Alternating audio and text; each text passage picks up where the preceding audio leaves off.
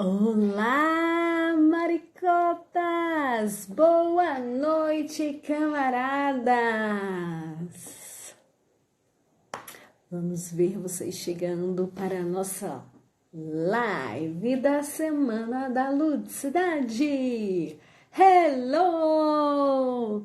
Olá, Daniela! Olá, Ivone! Olá, Nayá! Olá, Rafaela! Oi, meu povo! Havia um pai e um filho. E o pai desafiou. Levante a sacola, meu filho. O filho tentou e não conseguiu. Tentou novamente e não conseguiu. O filho já estava se achando incapaz de levantar a sacola. Quando o pai falou: "Meu filho, olhe para mim." Quando o filho olhou, percebeu que o pai estava com a mão esticada, prestes a puxar uma das alças. O filho entendeu que em todo o tempo o pai estava ao seu lado e ele ajudaria a levantar a sacola. Você que está aí do outro lado, em tempos difíceis, se lembre que existe um pai que te olha e que te ajuda. Basta você olhar para ele, tá certo? Então, hoje, na primeira aula da Semana da Ludicidade, nós vamos falar sobre brincadeiras dirigidas. Você sabe a diferença de uma brincadeira dirigida para uma brincadeira livre? Fala aí pra mim, qual é a diferença de uma brincadeira dirigida para uma brincadeira livre? Qual é a diferença? Quero ver se vocês sabem.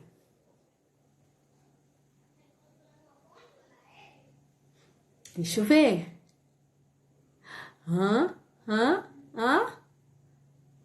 Ninguém? A brincadeira dirigida é aquela que tem uma orientação do professor.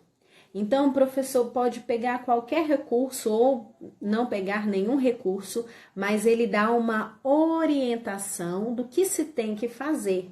Ele dá uma direção. Por isso, é uma brincadeira dirigida. Já uma brincadeira livre, o professor só oferece os recursos ou oferece um espaço para se brincar, mas não dá orientação nenhuma. Essa é a diferença básica aí entre a brincadeira dirigida e a brincadeira livre. Muito bem, a livre não tem orientações, a Gabi falou. Isso, muito bem. A Nanda disse que a diferença é que uma orienta e a outra não. Educamente falou, consequentemente, que o brincar livre e o brincar dirigido desenvolvem-se em uma inter-relação positiva. No brincar livre, a criança utiliza sua cultura lúdica aliada ao que aprendeu no brincar dirigido. Isso mesmo. No brincar livre, é a oportunidade que a criança tem de nos mostrar o que ela percebe do mundo ao seu redor. Então, é um ótimo momento para que a gente possa observar as crianças e perceber aí suas necessidades, suas inquietações, seus desejos. É um momento da criança explorar o ambiente, os recursos livremente, fazer descobertas e também, deixar a imaginação fluir. Mas eu concordo com você que o brincar livre vem primeiro, vem depois da observação que ela teve do brincar dirigido ou das vivências, né? Através das vivências que ela vai tendo, ela vai fazendo a sua brincadeira livre posteriormente. Então, hoje eu vou dar algumas dicas para vocês de brincadeiras dirigidas, ou seja, orientadas. A primeira brincadeira, você vai precisar de uma raquete como essa. Mas, Jéssica, eu não tenho essa raquete. Aonde que eu vou arranjar uma raquete como essa? Bem, eu não sei se vocês sabem, mas eu moro em Goiânia. Em Goiânia, É um tesouro de possibilidades, né? Realmente é muito fácil a gente comprar certas coisas aqui. Mas se você não tem uma raquete como essa, você pode fazer o quê? Desenhar uma raquete no papelão. Num papelão bem duro, você pode fazer raquetes e distribuir aí para os seus alunos. Eu comprei 20 raquetes dessas aqui, uma para cada criança, para não ter briga, para não ter confusão. E se você for fazer as suas raquetes de papelão, eu recomendo que você faça 20 também, não sei a quantidade de crianças que tem na sua sala, mas faça que dê uma para cada criança para não ter problema. Outra orientação ao brincar com essa raquete é que a raquete vai servir para quê nessa brincadeira? Para bater no balão. Então, é para isso que a raquete vai servir, para que a criança bata no balão. Pode bater na cabeça do coleguinha? Não! Pode bater no rosto, no corpo, em qualquer parte do coleguinha? Não! Pode bater nas coisas? Não! O objetivo da raquete é bater no balão. E não pode deixar o balão cair. Vamos ver quem consegue deixar mais tempo o balão sem cair. É uma brincadeira que você estabelece o quê? Você estabelece a questão da coordenação motora, do equilíbrio, da atenção, da concentração, da agilidade. Então, várias possibilidades aí você já está desenvolvendo na sua criança. Nós sabemos que agora com a BNCC, o foco da educação infantil deve ser brincadeiras e interações. E a partir dessas brincadeiras e dessas interações, então, aquilo que talvez se você for de escola particular e a sua escola é muito conteudista, é necessário que, então, você comece pelas brincadeiras e, partindo das brincadeiras, você vai trabalhando os conteúdos que nós sabemos que nas escolas particulares tem, né? Eu sou de escola pública e lá eu trabalho em CEMEI e lá no CEMEI a gente não tem essas questões de conteúdos como é nas escolas particulares. É uma questão mais da criança poder vivenciar diversas possibilidades e crescer, se descobrir através mesmo das brincadeiras e das interações. E aquilo que a gente trabalha é de acordo com o interesse que elas apresentam. Então, se elas vão demonstrando interesse pela leitura, aí a gente faz um projeto de leitura. Não, elas demonstraram interesse em conhecer mais das formiguinhas que estavam passando lá pelo jardim, então a gente traz esse conhecimento. Então, na instituição que eu trabalho, o conteúdo parte dos interesses das crianças. Mas eu sei que tem diversas escolas, principalmente as particulares, que são bem conteudistas. Então, o que eu faço, Jéssica? Eu tenho que apresentar conteúdo. Ai. Comece com uma atividade lúdica, porque aí você já encanta, você já traz um ânimo para a criança estudar, ela já vai querer permanecer aí na sua aula, já vai achar interessante.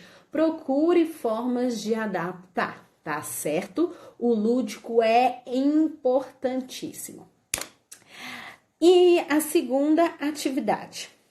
Você, que é professora de crianças menores, 1, 2, 3 anos, precisa às vezes trabalhar a questão das mordidas em sala de aula, não é verdade? As crianças estão agressivas e agora com a quarentena, vamos ter que fazer todo um trabalho de acolhida novamente com essas crianças, fixar novamente o que pode, o que não pode ser feito em sala de aula. E uma dica que eu dou é essa daqui. Você vai entregar papel para as crianças, qualquer tipo de papel, pode ser jornal, que é mais molinho, e vai pedir para a criança rasgar. Ao rasgar, ela está liberando a agressividade dela. Ela está colocando no papel todos os sentimentos e as emoções. Meu pai me abandonou aqui nessa escola. Eu fico aqui o dia inteiro. Aquele coleguinha, eu não gosto dele. E vai liberando toda a emoção ao rasgar o papel. Rasgou o papel, aí você faz a chuva de papel lá na sala. Manda as crianças juntarem assim na mão e jogou. Jogou no chão, agora é a hora que as crianças vão usar a pá de lixo, tá vendo? E esse negócio aqui é aquele de lavar mamadeira, sabe? Mas você pode pegar qualquer tipo de escovinha que você encontrar, pode ser até uma escova de dente mesmo. E vai pedir para que a criança, deixa eu ajustar aqui para vocês verem, para que a criança faça esse movimento, ó. Nesse movimento de empurrar o papel para a pá de lixo, ela tá desenvolvendo essa musculatura do pulso e o movimento de pinça. Então, brincando, voltou. Brincando, ela tá trabalhando e estimulando esse movimento aqui do pulso e o movimento de pinça, que são dois movimentos super necessários para estabelecer aí uma escrita firme, tá certo? Então, é muito bacana aí para as crianças de 2, 3 anos, se você trabalha em CMEI como eu, também dá para fazer. Você está trabalhando questões de agressividade, questões de mordida, já está estimulando o pulso e o movimento de pinça para a escrita das crianças. Vamos então para a terceira dica. Aqui, olha só, uma atividade bem bacana que a gente faz muito na educação infantil e algumas vezes passa até desapercebida a importância dessa atividade, que é fazer o quê? Bolinhas de sabão. Assoprar, você sabia que assoprar é muito importante para o desenvolvimento da fala? A criança precisa aprender a assoprar e a sugar também. Então, aquele movimento lá do canudinho também é muito importante. É necessário que ela tenha essas atividades que estimulem esse movimento para que a fala dela possa ser desenvolvida. E isso tudo você faz brincando.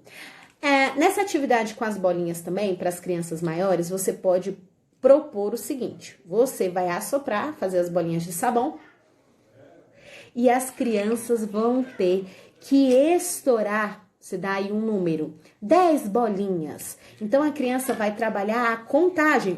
1, 2, 3, 4, 5. Não consegui, professora. Ainda falta. Faltam quantas bolinhas? Ainda faltam 3, ainda faltam mais 5, ainda faltam 2. Então, você pode trabalhar questões matemáticas. A criança vai estourando, vai contando. Quantas já foram, quantas bolinhas ainda faltam estourar. Isso tudo na prática, vivencial. Depois, você pode até trazer uma atividade aí, uma tarefa em folha para essa criança. Você constrói a atividade em folha com bolinhas de sabão e a criança pode então passar essa atividade que ela vivenciou, que ela experienciou para atividade em folha. Vai ser muito mais significativo para ela. Vocês entendem a importância e a diferença do lúdico? Porque, infelizmente, alguns professores tendem só a passar as tarefinhas em folha, mas é necessário que a criança tenha essa vivência, porque aí vai se tornar real para ela, vai ser significativo. A palavra que a gente usa é ser significativo para a criança, vai fazer toda a diferença na aprendizagem dela. Aí, nós vamos agora para a atividade que é também super comum na educação infantil, mas que às vezes a gente só entrega para as crianças a tal da massinha de modelar. Entrega para a criança e deixa a criança brincar.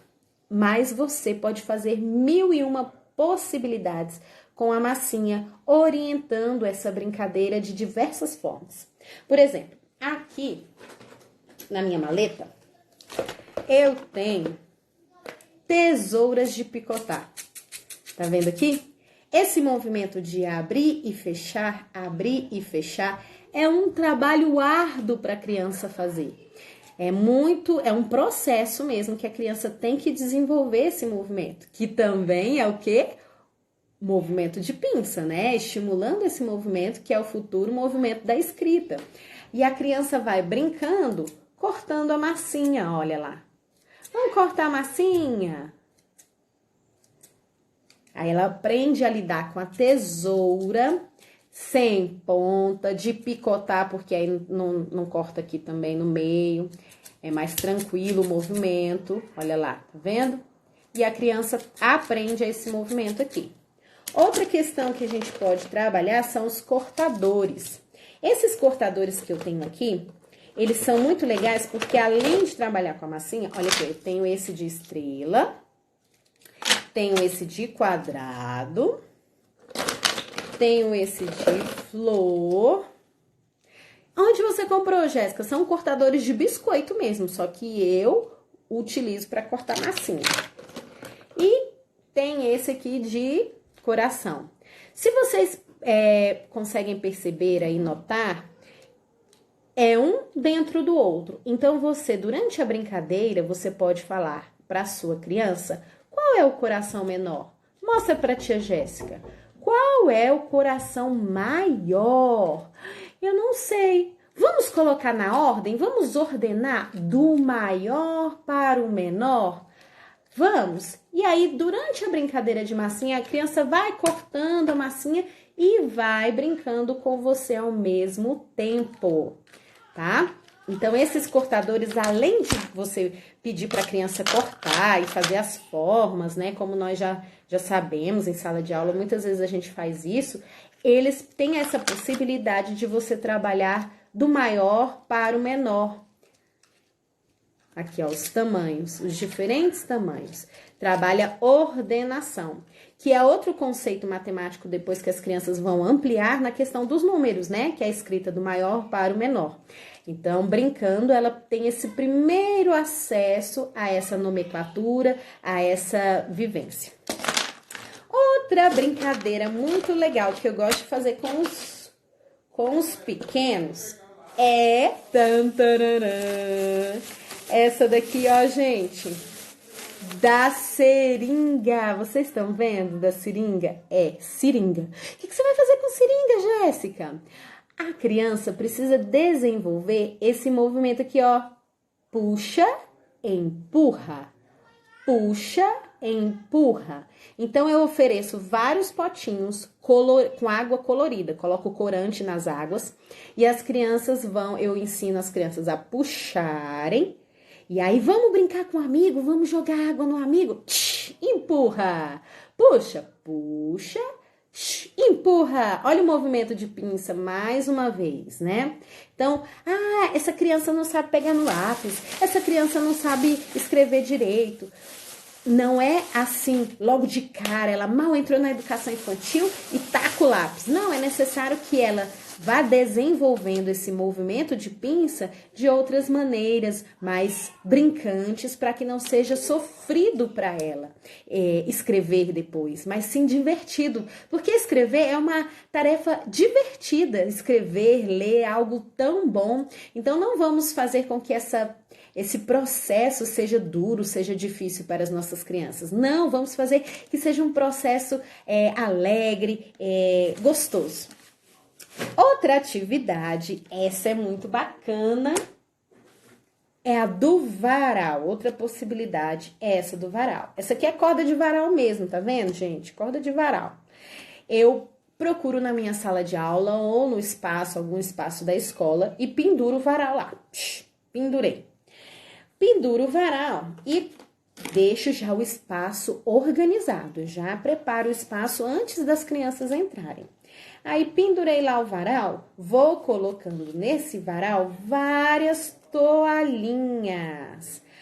Essa atividade pode ser feita só com toalhinhas? Não, você pode colocar, por exemplo, rolinho de papel higiênico, ou TNT, ou qualquer coisa que vier à sua mente. Eu usei toalhinhas, eu usei várias toalhinhas coloridas. E para segurar essas toalhinhas, é necessário que tenha... Cadê? Aqui. Que tenha o quê? que tenha prendedor.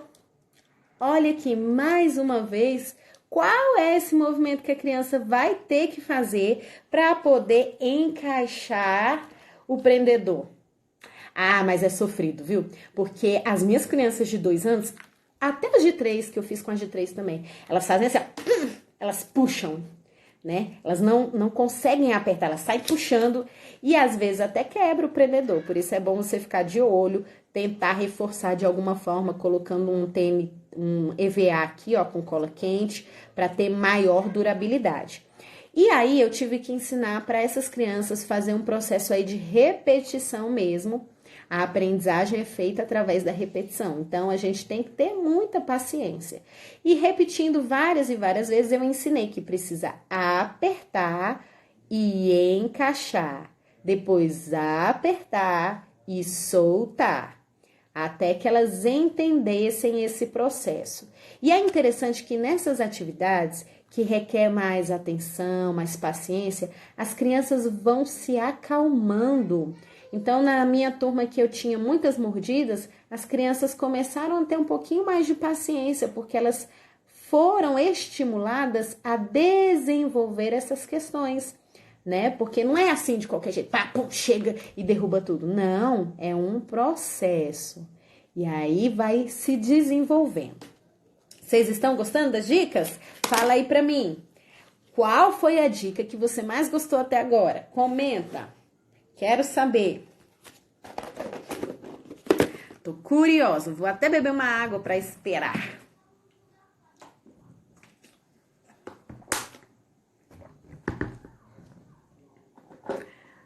Quero saber. Qual que você gostou mais até agora?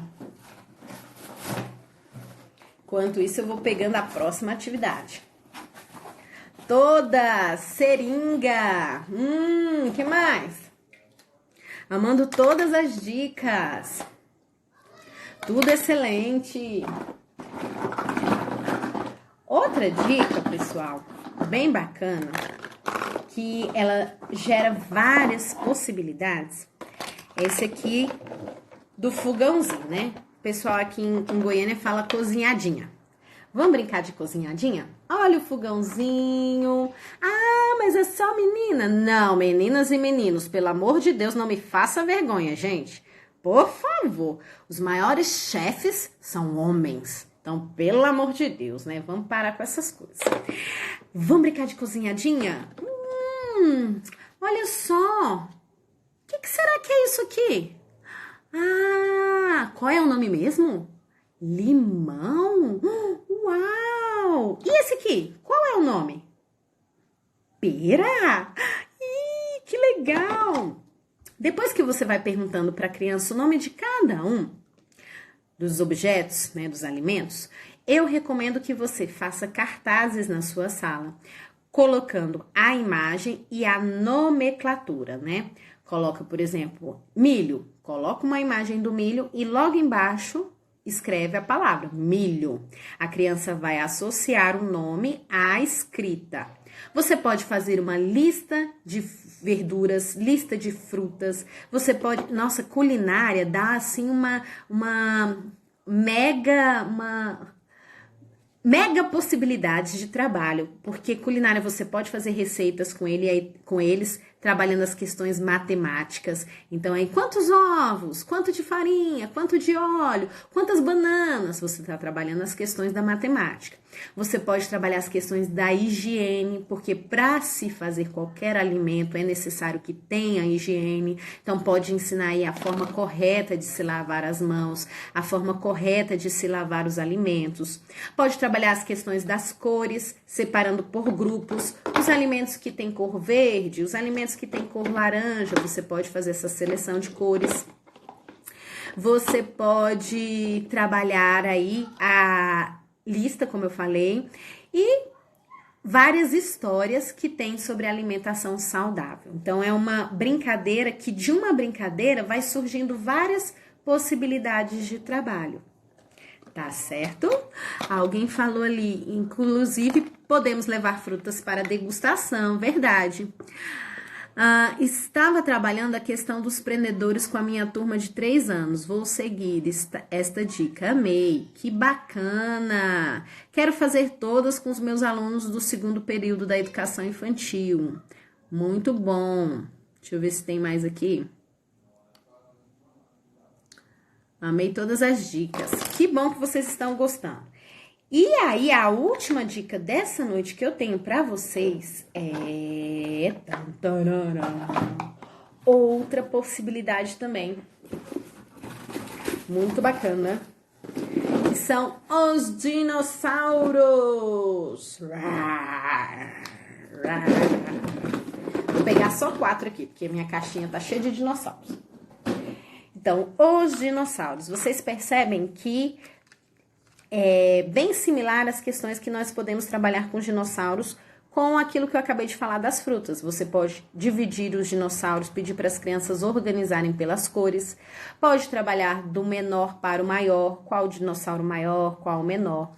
Pode trabalhar a questão dos nomes dos dinossauros associando à imagem, tá certo? Pode trabalhar o que cada dinossauro come, qual é o peso de cada dinossauro. Você está trabalhando questões da matemática, né? Questões associando aí a curiosidade, porque qual é a criança que não tem curiosidade com dinossauro, né? Então, é interessante buscar aquilo que atrai as crianças para que você possa aí desenvolver os seus projetos e tudo aquilo que precisa ser desenvolvido na educação infantil. Os empreendedores com tampinhas de refrigerante. Olha que legal, eu já usei os prendedores na caixa. Eles colocam, eu abro assim a aba da caixa, ó. E as crianças vêm aqui e grudam os prendedores. Elas gostam muito. Vou deixar salva, tá? Vou deixar salva sim. Onde você comprou os dinossauros? Então, minha gente, eu moro em Goiânia. Eu comprei tudo na 24, mas eu não sei onde você mora e fica difícil falar. Comprei tudo na 24. Você vai ter que dar uma garimpada aí na sua cidade, onde que tem esses brinquedinhos, porque eles são ótimos. Eu sou assim, ó, eu saio e fico olhando tudo e pensando nas possibilidades que podem me gerar. E eu fico olhando, namorando, por exemplo, isso aqui é coisa de cozinha, né? Mas na hora que eu bati o olho nisso aqui, eu falei, caramba, que fera! Sensacional! Olha as possibilidades que isso aqui traz, gente, para trabalhar. Então, você tem que desenvolver um olhar pedagógico para as coisas. Porque, às vezes, aquilo que aparentemente não é pedagógico pode se tornar pedagógico e pode te facilitar aí um trabalho que, às vezes, é muito difícil se ficar só na teoria. É necessário que você traga esses conceitos para a prática. Se a gente for pensar em nós mesmos, não é verdade? Quando a gente está assistindo uma aula, se o professor só fica falando blá, blá, blá, blá, blá, você retém o conteúdo? Não, você detesta a aula, você não retém o conteúdo, dá vontade de sair correndo. Por que que a gente faz isso com as crianças, gente, tão pequenas? Por quê? Então, busque se inovar, busque ter um olhar mais aprimorado, assim, para desenvolver atividades práticas. E pensando nisso, porque eu sei que tem gente que tem muita dificuldade em ter esse olhar, eu vou fazer toda essa semana da ludicidade aqui compartilhando experiências com vocês, mas na sexta-feira eu abrirei as inscrições para o meu curso online Práticas Lúdicas em Sala de Aula. Se você tem interesse, fica juntinho, entra para o grupo VIP no WhatsApp, não perde nada, que vai ser uma ótima oportunidade para você fazer esse curso comigo. Eu vou compartilhar aí muitas e muitas possibilidades. Vou te ajudar muito, com certeza. Se você for lá no feed, você vai ver as declarações, os depoimentos de quem já fez esse curso. Presta atenção nos comentários que tem lá, você vai ver como é rico o curso. Tá? Te convido a fazer. Nós sabemos aí que tem muita gente que tá numa nova fase, aliás, muita gente não, todos os professores estão vivendo uma nova fase na educação, porque é necessário aí que você dê aula online. E agora, Jéssica, eu mal sei dar aula presencial, que ninguém escute. Como é que eu vou dar aula online? Oh my God! Nessa hora que a gente vê quem é e quem não é de verdade, né? Não, tem que aprender a rebolar. Vai ter que rebolar. Se você quer ajuda, fica aqui durante toda essa semana e faça o meu curso, tá certo? Um grande beijo e até a próxima aula. Até amanhã! Beijão!